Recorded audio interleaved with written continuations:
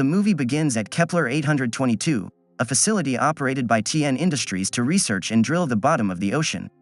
Mechanical engineer Nora Price is going through her morning routine when the lights start flickering and a leak appears on the ceiling.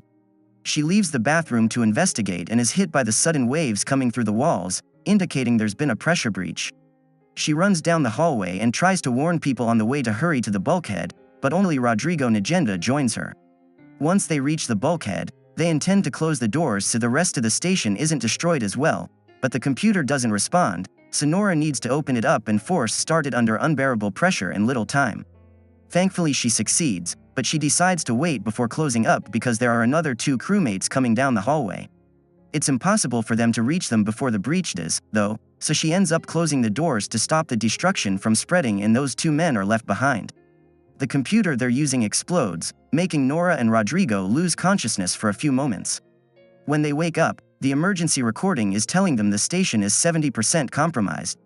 Rodrigo thinks it was an earthquake, although there are some mysterious noises coming from outside.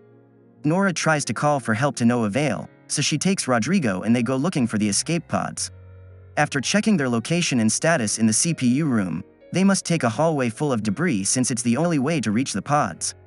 As they navigate the rubble as carefully as possible, they hear a voice asking for help and find Paul Abel under a pile of rocks. He joins them after recovering his plush bunny. The 3 of them crawl through a very tight space and even find the body of another crewmate before finally making it to the pod bay, where Captain Lucian has stayed behind while others escaped in the evacuation pods, all of which have already been deployed. While Nora uses a computer to unjam the door, Lucian sends Paul and Rodrigo to check on the submersibles. Once the room is opened, Lucian takes Nora inside and checks her for injuries, then sends her to the control room when the guys inform them the submersibles are a no-go. In the control room, Nora finds biologist Emily Haversham and engineer Liam Smith, who are in a relationship.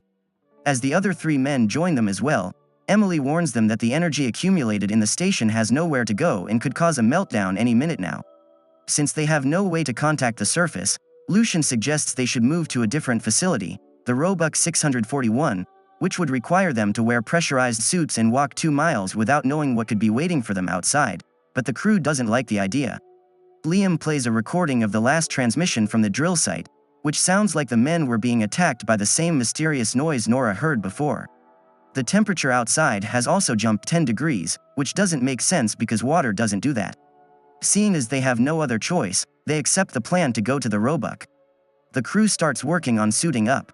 Emily is nervous because she has never dived before, and nobody has ever walked outside for longer than a few minutes to fix a pipe. Paul makes sure to bring his plush bunny with him, and Rodrigo checks the 2 last helmets before handing one to Nora. Because of the noises he heard in the recording, Liam decides to grab a gun before leaving, and Paul copies that idea. Once everyone is suited up, they get on the elevator, and Liam warns them that the exterior hatch has been ripped to shreds, so everyone should hold on tight because the pressure will hit them hard. Cracks start appearing on Rodrigo's helmet and Nora notices it, so she tries to tell Liam not to open the door, but it's too late. The water hits them and Rodrigo's helmet implodes, killing him. There's no time to grieve, though. They need to get going, so they jump into a cargo lift. Nora feels guilty because she's sure Rodrigo knew his helmet was broken and gave her the last good one on purpose, but Lucian tells her to get used to it. As the lift takes them down, they receive a distress signal from one of the pods. Thinking they may rescue other survivors, Lucian sends Paul and Liam to investigate. Paul gives Emily his bunny before leaving. It's dark outside and the platforms are unstable, but the guys keep going as they follow Nora's directions. The weird noises from before can be heard here as well, and they find the pod has imploded and is covered by some strange kind of algae-like organism. They also find a body, so since there's no one to rescue, Lucian orders them to come back, but Paul doesn't listen. He's distracted by a weird, liquefied shape on the back of the body, which suddenly moves and attacks him. Liam shoots the creature and, moments later, they bring it inside. Emily examines it, noticing its talons and the mouth it used to feed on the body, but she can't find any eyes. She's explaining the possibilities of having found a new species when the elevator suddenly loses power and stops moving. Noises from before can be heard outside and Paul realizes the creature they have is a baby, so he shuts the door tight. Nora manages to disengage the elevator, but for some reason, they still aren't moving. All of a sudden, an adult creature appears at the window right before the Kepler explodes. The elevator starts falling without control and the crew hurries to put their helmets back on before they hit the seafloor. They barely make it out in time. Once outside, they need to keep moving fast, because the debris from the explosion is falling all around them. Liam is hit, but Lucian and Nora save him and help him reach an intermediate station, where they discover his oxygen scrubber is damaged. Nora forces a control panel open to call a mover, which they ride through an access tunnel while they hear the creatures following them from outside. Unfortunately, they're forced to stop the mover midway because the tunnel is flooded, so they continue on foot, only to find a moment later that more debris is blocking their way. Since she's the smallest one, Nora volunteers to dive in to find a new way out, and she does. There's a passage under the debris that may be tight but is still big enough for all of them to cross. Lucian attaches each crew member with wires before sending them in. They all cross through without issues except for Paul, who can be heard saying he sees something behind him. Since he isn't coming in, the crew starts pulling at the wires to bring him with them. They manage to pull him through, but as soon as he takes off his helmet, his wire starts being pulled from the other side.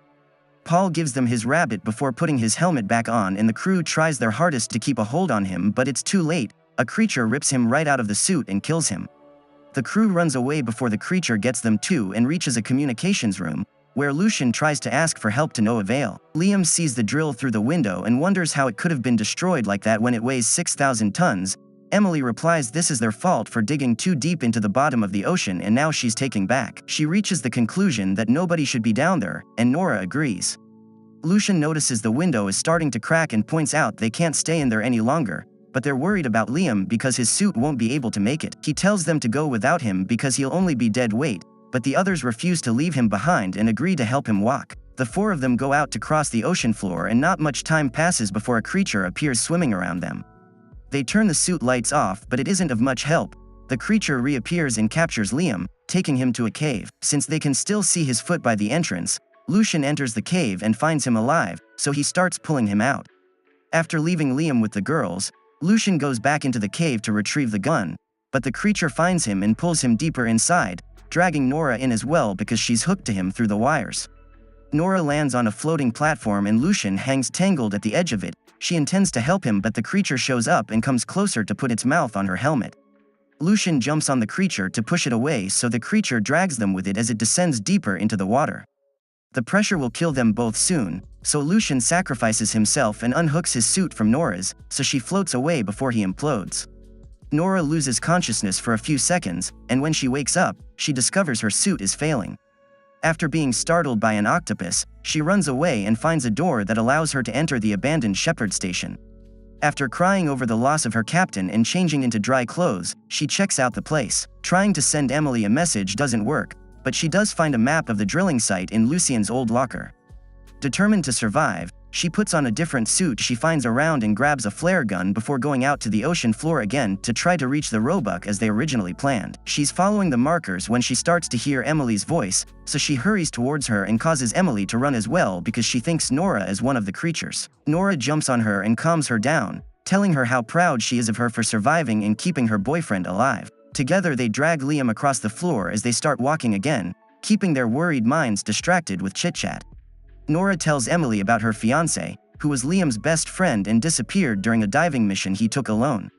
This is why she hates feeling powerless to change anything, and she thinks it's really cool that Liam and Emily have each other.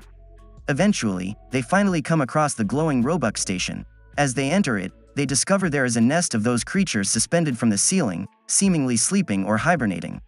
After turning off their suit lights, the girls attempt to sneak through, but their plan fails when Emily's oxygen alarm starts ringing. One of the creatures wakes up and grabs Nora, who tells Emily to grab Liam and run to the door. The creature starts swallowing Nora, so she takes out her flare gun and shoots her from inside, effectively freeing herself. The rest of the creatures are starting to wake up as well, so Nora gets a second flare bullet ready, only to notice the creatures are suddenly being lifted by something huge and growling. Nora shoots her flare gun in the distance and discovers the monster approaching her as the ancient Cthulhu. After a short moment of shock, she starts running away, but Cthulhu lands behind her and causes an explosion that knocks her out. Luckily, she's saved by Emily, who grabs her and takes her inside the station. Nora is running out of oxygen, but her helmet is stuck, so Emily grabs a fire extinguisher and uses it to crack the helmet, allowing Nora to breathe again. After helping Liam out of his suit, the three of them run through different hallways until they find the control room, where they can see Cthulhu and its creatures through the window. Nora checks the station map on the computer, then guides her crewmates to the pod bay. The station is slowly getting flooded and various doors are being locked by the emergency system, but they manage to find their way after dodging some incoming wave. There are 3 pods waiting for them, but only 2 of them are functional, and Nora doesn't inform the others of this. They put Liam in the first pod and send him out with Paul's plush rabbit. Then it's Emily's turn, but she refuses to get in when she discovers Nora's lie. Since they're running out of time, Nora punches Emily and forces her to enter the pod. She tells her things will be alright before sending her out. Nora has accepted her fate, but she starts to worry when she realizes the creatures are going after the pods. Not wanting to feel powerless during her last minutes of life, she ideates a plan.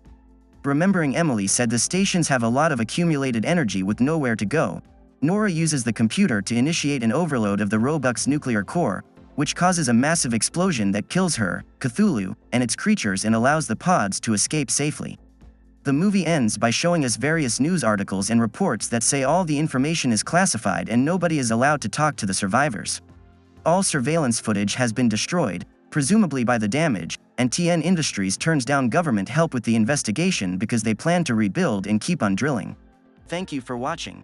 Subscribe to watch more videos like this, turn on notifications, and leave a like to help the channel out. Thank you for watching. You should check these recaps.